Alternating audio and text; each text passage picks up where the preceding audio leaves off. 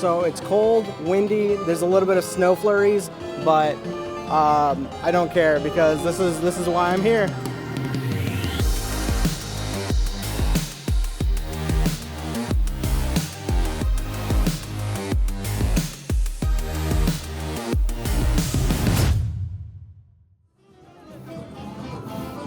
Alright, so I just made it into the Super Nintendo world, and there's a couple things that I needed to get. One of them was a Toad wristband. I definitely wanted the Toad one. Got to represent the homie, right? And then my bald head here is getting kind of cold, and I said, forget the hood. I need to get something for my head. And I was going to get a Toad cap, but instead I went for this. So yeah, here we go. I'm ready. While planning out this trip, this is the only day I could have gone to this park. And because I didn't want to miss out on anything, I opted to go for the Express Pass to guarantee entry into this area, but also entry into a lot of these rides. If you're wondering where to get this Express Pass, this is not a sponsor, but I decided to go for the Klook app, which was the easiest way. First on the list is the Mario Kart ride. The wait time for this ride is usually pretty long, but I think it's well worth it. Once you're in, you'll be led down this corridor and get split into Team Mario or Team Bowser. You'll see a bunch of these trophies, characters, and eventually you'll make your way down to this locker room area. Now, I don't have footage from the ride itself, but allow me to explain how it's going to work. You're given a visor ahead of time, and then once you actually get to the cart, which has 4 people max, you're given a face shield that goes and connects to the visor itself. Once the ride starts going, you start to see things on this shield and it turns into something like augmented reality. Basically, you're going to be going down this cart, you're going to see real items moving and you hear a bunch of noises, but then there's something projecting onto the visor itself, and once you move your head around, you'll see it moving with you. You'll hear noises like item pickups, and you'll have a little button on the steering wheel to use the items that you pick up. Now, I don't remember the exact length of the ride, but I do remember it being quite short, because I felt like, man, I actually want more of this. So if you're a big Mario Kart fan, this is 100% worth it. I would absolutely encourage you to go and see it for yourself. I'd also like to point out that this was filmed before the US locations opened up. So if you still want to go on this ride, you don't have to fly to Japan. You can actually stay in the US and go on that ride as well. All right, here we go. Let's see if I can speed run this thing. Let's go. Whoop.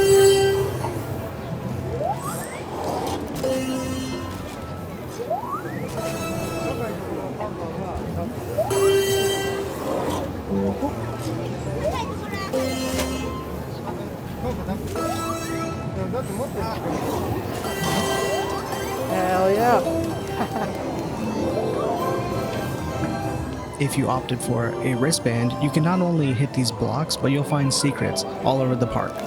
Here's one of them. Next up, I opted to go on the Yoshi's Adventure ride. This ride is nothing crazy, but it is very nice. It's very relaxing.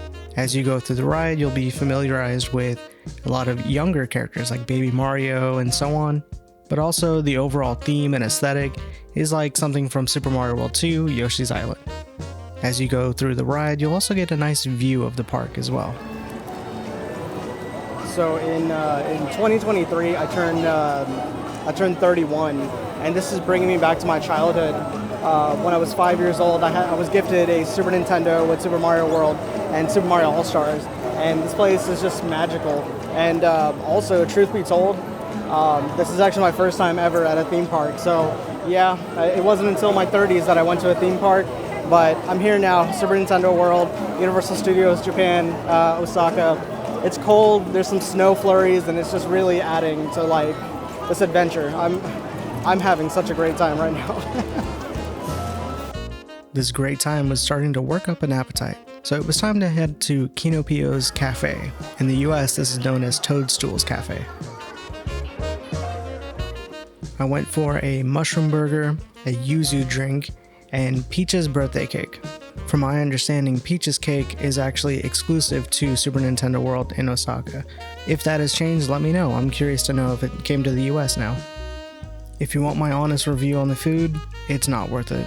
You pay way too much and it doesn't taste that great. It's fine, but I feel it's a bit overpriced for what it is. If you want to try it, go for it, but I would recommend eating somewhere else. One of the things you'll find oh, actually, wait, hold on. I gotta cut to the chase. Everyone give me some space. One of the things you'll find is some games will award you this key that you can load up onto your wristband. You'll get access to this Bowser Jr. area for one final big game before it's time to head out. This game goes a little something like this. This was a little difficult to film and play at the same time, that's why I'm trash, okay?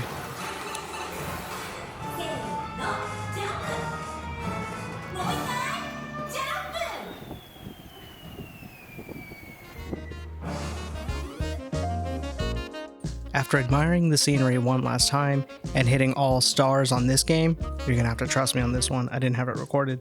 It was time to go to the final thing I would do at the park before I would leave for the day, which was a 4DX experience, which at the time was a Jujutsu Kaisen themed one. I'll say this, my first time at an amusement park, I absolutely loved it. I had such a great time. Time to rest up and explore more of Osaka. So as it turns out, I have some really bad timing because I thought, Osaka nightlife, and I'd be able to see like that one very famous tower in that alleyway at the end of an alleyway, at night, lit up and everything. But I didn't know that it closes early, so I'm here at like 10:30 p.m. and you can see the tower back here, right there. Some places are lit up, but the whole street's not. So.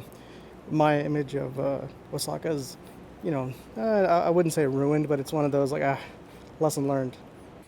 After rewatching this footage, I'd like to clarify what I was trying to say. Osaka does have a nightlife if you go and look for it.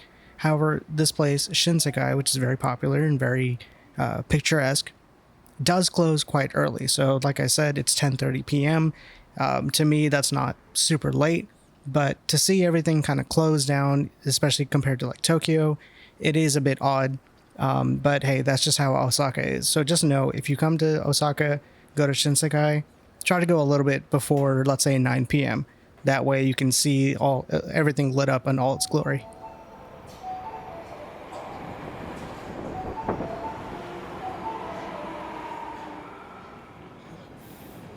Alright, so today's the day that I leave Osaka, and the initial plan was to go to Himeji Castle and then go to Kyoto, but I'm going to have to scrap Himeji this time around. I'll have to do that when I come back to Japan, because what I didn't get to try last night was the, two things that Osaka is very famous for, takoyaki and okonomiyaki, and I'm definitely going to get both of those here before I head out. So let's see what I can find in this hustle and bustle, this nice chilly day. So to start my lunch, I went with takoyaki, which, if you're unfamiliar, is a batter typically filled with octopus. It may sound strange, but I promise you, it tastes really good. For lunch part 2, I went with the Osaka style okonomiyaki. It's often referred to as a savory pancake, but honestly, the only resemblance is that it's a circle. There's also a Hiroshima style okonomiyaki as well, which I also like, but it's kind of hard to pick. They're both very good. After a nice and hearty lunch, it was time to make a quick stop in Kyoto. So I just made it to Kyoto. It's very chilly over here. The sun is starting to set. I was hoping to get here earlier, but I was a little, slowed down by the Osaka okonomiyaki. But what's really getting me right now is that not only is Kyoto a very picturesque city, it's also snowing right now. It's a very light snow. It's not really sticking to anything, but still, if I can get some shots of the snow falling on something, like right now I'm walking towards the bamboo forest. If I can get some shots of the snow with the forest, man, I'd be one happy dude. This is the Arashiyama Bamboo Forest. If you're fortunate enough to see it with less people visiting, then you'll see that it's very calm, relaxing, and very beautiful. If you've never been or you have plans to go to this bamboo forest, just know that this is actually further away from everything else you'll see in Kyoto, so it does take a bit of time to get there. To me, it's well worth it. I think some people will think it's overrated, but just plan accordingly and know that, hey, it's not near everything else in Kyoto. All right, so I just made it to the Kyoto bamboo forest. This place is absolutely stunning. You won't be able to see it on camera, but there's like little specks of like snow just falling in between the trees and so on. It's very stunning. However, it's getting a little dark, so I'll see what I can do since I don't have much time here and I gotta go back to Tokyo tonight. Also, one thing, like here's a top tip: don't bring your luggage with you like I did. This was basically like a hike up this trail. And I thought, okay, yeah, I can swing by it, but no, I didn't know I had to go uphill and everything. What you're gonna have to do is one very underrated thing, and one thing that you should consider is the Japan like delivery services. So you can get your stuff delivered from one hotel to another. I should have done that. I kind of regret it because now I'm like over here dying carrying part of my luggage. But yeah, either way, I'm still soaking in the scenery. It's still very beautiful over here. I also got the shot I was looking forward to getting, which was the snow right in front of the bamboo forest. Absolutely beautiful. Kinda eerie too. After experiencing a train delay due to the ice, and almost missing the last Shinkansen from Kyoto to Tokyo, I finally got on the last Shinkansen, grabbed myself an Ekiben, and made my way all the way to Tokyo. If you'd like to experience any other part of my Japan trip, then check out this playlist right here.